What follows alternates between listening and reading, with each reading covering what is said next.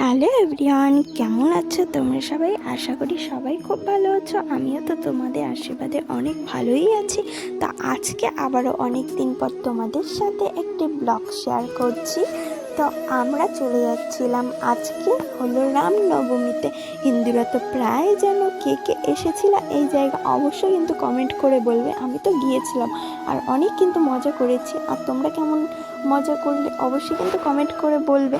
তো আমরা আসার সাথে সাথে কিন্তু এখানে কিন্তু অনেক ব্যবস্থাই ছিল, কিন্তু সবাই কিন্তু এখানে জল খাওয়াচ্ছিল, শসা মাখা দিচ্ছিল, চকলেট, কোল্ড ড্রিঙ্ক সব কিছুই কিন্তু এখানে দিচ্ছিল। তারপর এই যে দেখছো এত যে লোক, যেখানে যাচ্ছিলাম আমরা সেখানেই কিন্তু লোক অনেক। তো আমরা এসেছিলাম 12টার দিকে। তো আমরা এখানে একটু বসে বিশ্রাম করে নিই, তারপর আবারও হাঁটা দিই। তো এখানে এই যে দেখছো রাম ঠাকুর, জয় শ্রীরাম, সবাই কিন্তু একবার বলে কমেন্টে বলবে জয় শ্রীরাম। তো আমরা আবারও হাঁটা চালু করে দিচ্ছি, এখনও আমাদের কিন্তু অনেক দূর যেতে হবে। তো তোমাদের কাছে সবটাই কিন্তু শেয়ার করছি আমি। তো আমরা চলে আসছি অবশেষে মেন জায়গায়।